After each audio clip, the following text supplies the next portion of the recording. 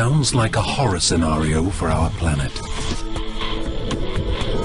The population is inexorably growing by 2.6 human beings each second, and that number is rising each minute, each day, each week, each month, each year. Today, it's already 2050 at least.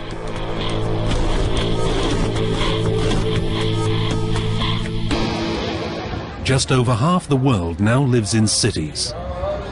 The number of megacities keeps increasing. Most of them are in developing nations.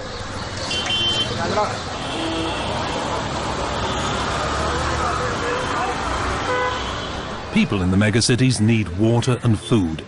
Urban dwellers suffer more from hunger than their rural counterparts. Even today, nearly 500 million people worldwide do not have enough to eat. The world, however, produces enough food to feed everyone, theoretically. But a large part of that food never reaches the consumer. Why is that?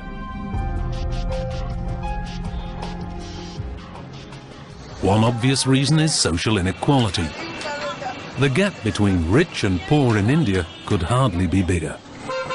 But there are other serious reasons: distribution and food waste, representing both a technical and logistical problem.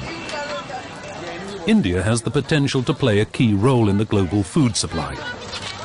The subcontinent produces huge amounts of food, but there are also huge problems in supplying the cities with food in sufficient quantities. And for that, there are many reasons.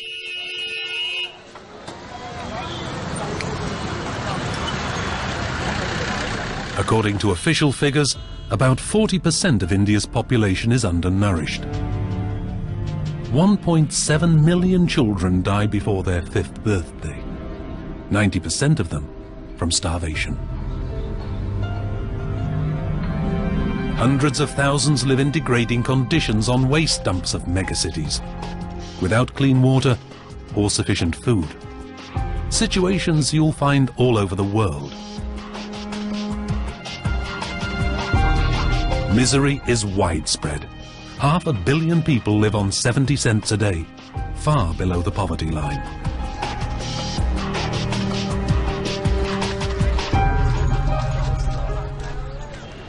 Hygiene when handling food is not self-evident. Adequate treatment of food is often impossible due to a lack of standards and the necessary equipment.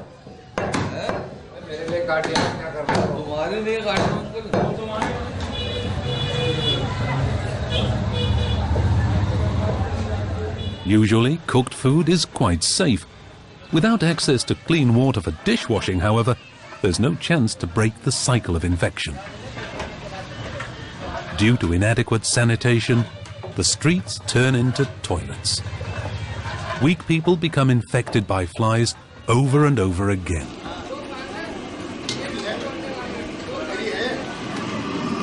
It's actually because of social achievements that have been promoted by the population itself that hunger doesn't cause even more deaths. People in India fight hunger as best they can, without the support of institutions, and mostly relying on their own initiatives. The religious Sikhs show how charity works. Their most important sanctuary is the Gurudwara Bangla Sahib Temple in Delhi. In an enormous kitchen, they prepare food around the clock.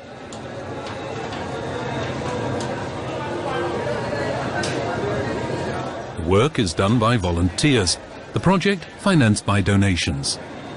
Everyone can come here and have 2 free meals a day. The only conditions: bare feet and head covering.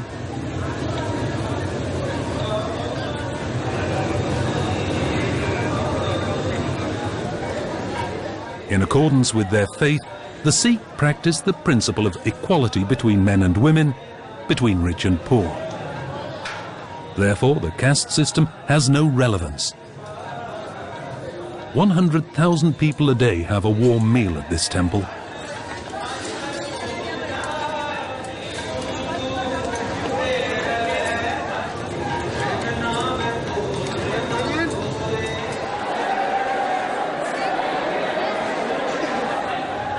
But with 19 million people in Delhi, this is just a drop in the ocean.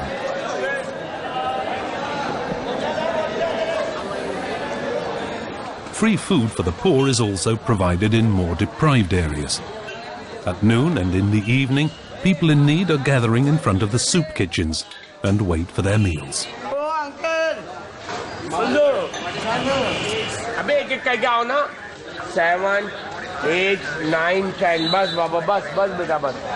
The system is straightforward. Wealthy people donate money to the owner of the soup kitchen. The entire amount is used to produce the meals. Once the money is spent, the hungry have to wait for the next donor.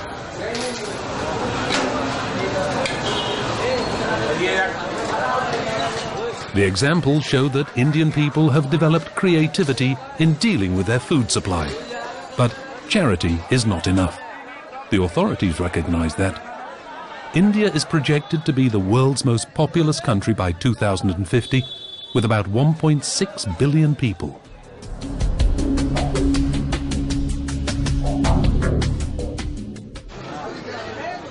Even today, it's a problem to meet elementary needs.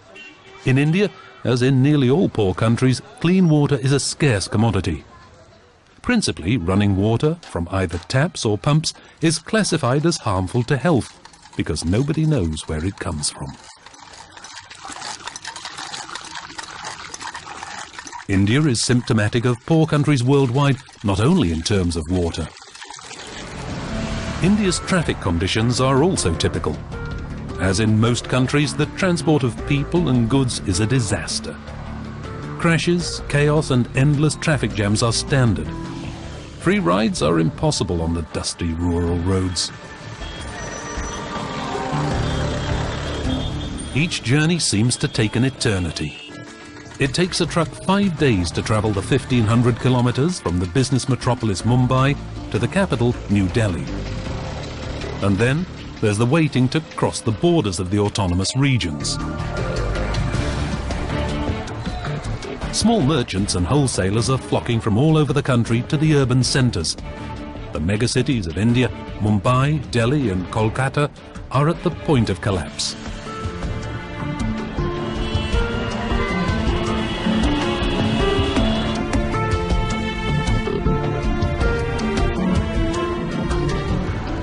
India is symptomatic of the problems of all developing and emerging nations. Megacities are sprawling, widely uncontrolled, social gaps are widening, and distribution problems are increasing. By 2030, 2/3 of the world's population will live in megacities, the majority in degrading conditions, without water, electricity, sanitation, and without sufficient food.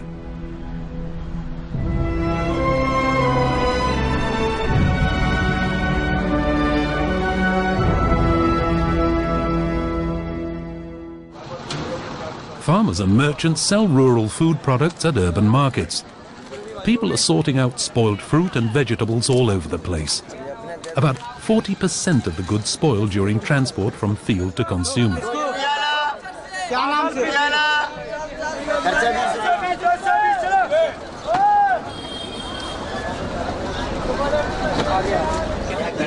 Food products suffer from long transport chains and from the lack of cooling facilities and storage capacities in transit.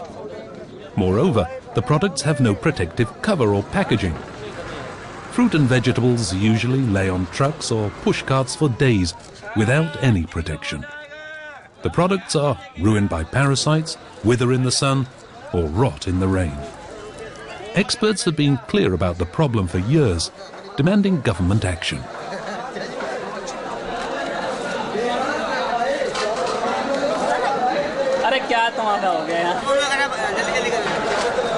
To reduce losses, I think we need food processing, for which we need investment. Then logistic improvement is needed. For example, transportation.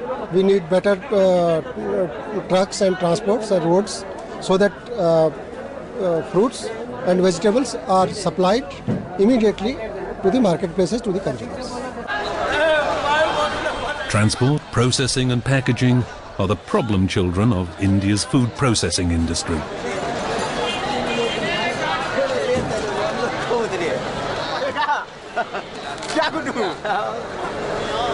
People try to minimize food losses by simple measures, but a poor infrastructure leaves them with a nearly insoluble problem. About half of all Indians work in agriculture. Farmers, merchants and carriers have, for many years, been urging the government to build warehouses and cold stores. But little so far has been done. Fruit and vegetables continue to rot.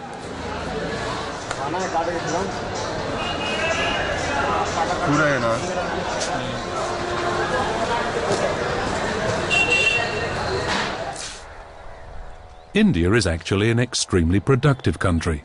The monsoon rains usually ensure 2 crops a year.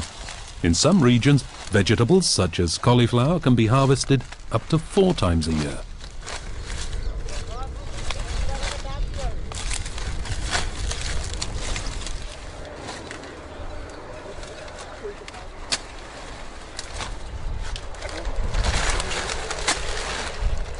If India didn't have such a poor infrastructure, the country would have no problem in meeting its own food supply, and that of many other nations.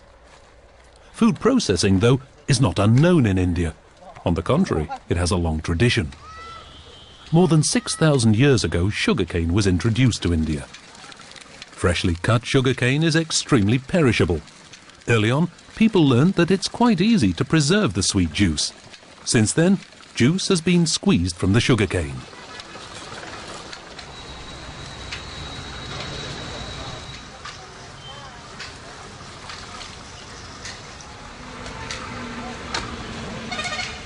The remaining fibre, called bagasse, is used for animal feed or, after being dried, as a fuel.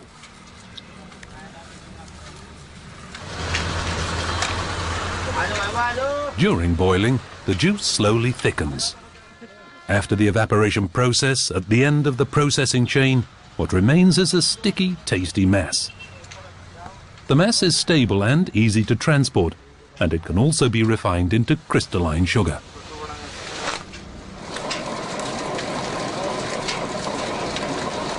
Mankind has always tried to save and preserve for future requirement that cannot be immediately consumed. India also is rich in traditional food processing. But in the modern context, the food processing is gaining momentum in the country as more and more people are gravitating towards processed food because of their convenience and food safety and quality aspects.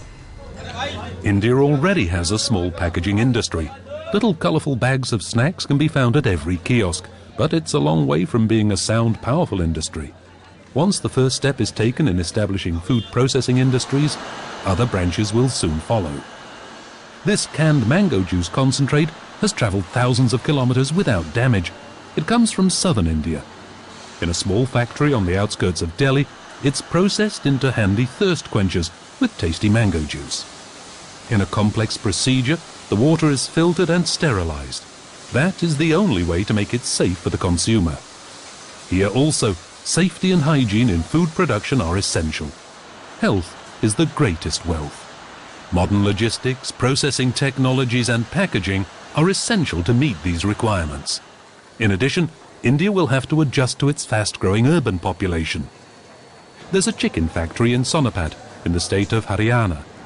Poultry is the widest consumed meat in India.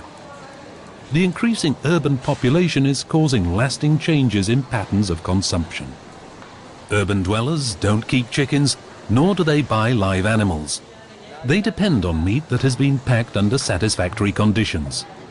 Small businesses, however, are able to supply only the regional market. For longer distances, an uninterrupted cold chain would be necessary. And there lies the problem. According to the Federation of Indian Chambers of Commerce and Industry, the FICCI, India's chilled storage capacity can meet only 15% of annual food production. And so food waste continues. Only a very small share of production is further processed in India. 7% of fruit and vegetables and 21% of meat.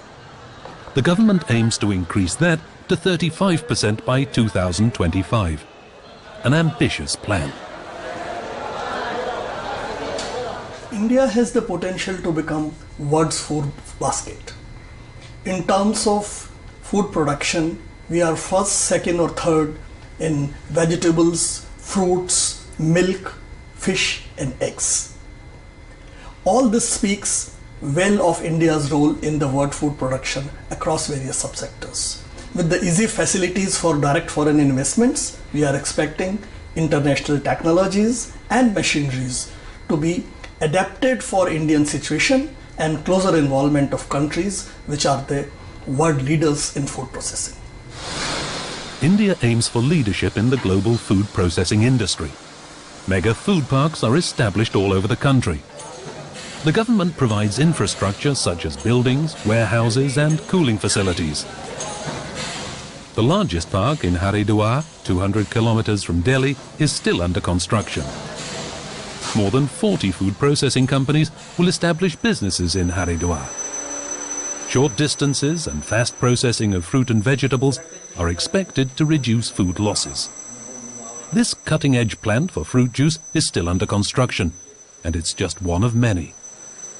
Soon, the world's largest food park will produce 6,000 litres of juice an hour. Asia's biggest multinational mill is located next door. The mill has a daily output of 100 tons of wheat flour. Currently, parts of the packaging are still done by hand. Indian manpower is cheap, but every contact with human beings presents a health risk for the consumer. The 2011 Indian budget gave approval to set up 30 mega food parks across the country, a project of superlatives. We envisage a future where food parks would be present all across the nation, all across the country, bringing about a revolution in the way food is processed in India and reduce farm wastage to a large extent. Bridge the infrastructure gap that is our current hurdle. Secondly, we also expect each food park to generate revenues of close to $1 billion and provide direct employment to over 40,000 people, 40,000 families literally, or 160,000 people. India is preparing to become the world's food basket. The Indian Institute of Packaging in Mumbai trains packaging experts from India and from all over the world. These experts contribute in reducing food losses in their country through the use of new packaging technologies. Food production will have to increase by 70% over the next 40 years. By that time, the average food losses of up to 1/3 in developing countries must be reduced. Experts from Africa are particularly interested in this issue.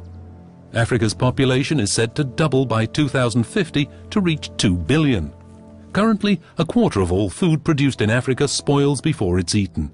That is a basic problem all poor countries are facing. The Institute of Packaging has taken an initiative to organize the workshop or a training program on food packaging and to upgrade their knowledge in terms of latest trends and technology in food packaging, especially for the African citizen. Leading industrialized nations have set standards for food processing. They've even succeeded in processing sensitive products such as milk and meat, thanks to efficient logistics. Cutting-edge processing and adequate packaging guarantee effective production and the highest possible standard of hygiene.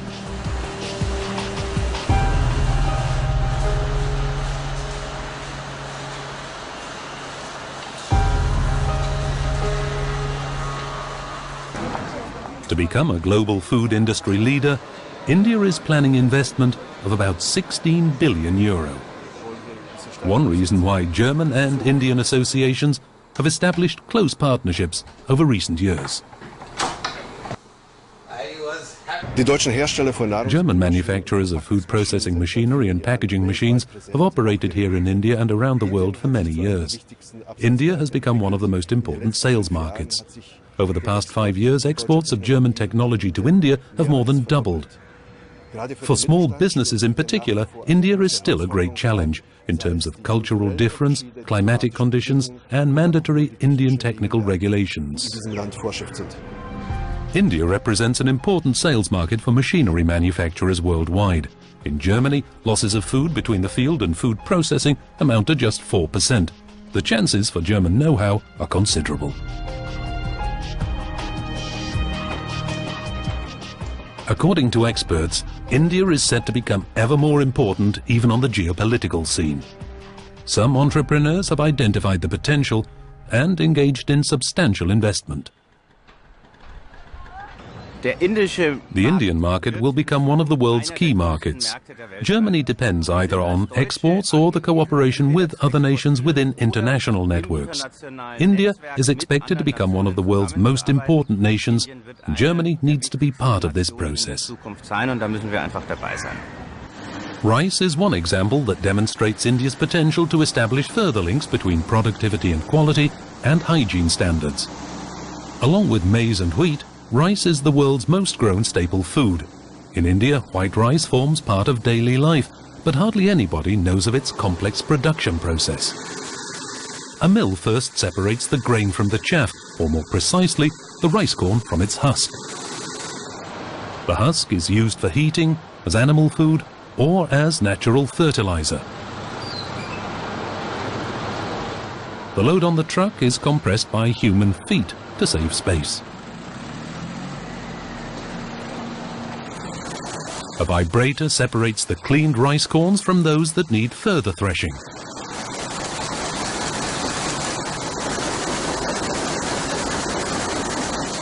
Natural rice is brownish because it's surrounded by a nutritious silver skin. To make the rice shine white, every single corn has to be polished 3 times.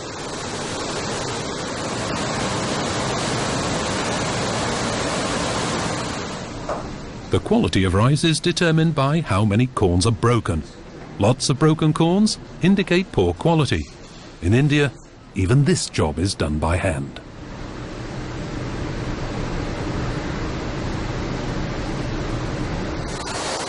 Any remaining dark rice corns and other impurities are removed by a high-tech machine with sophisticated high-speed cameras.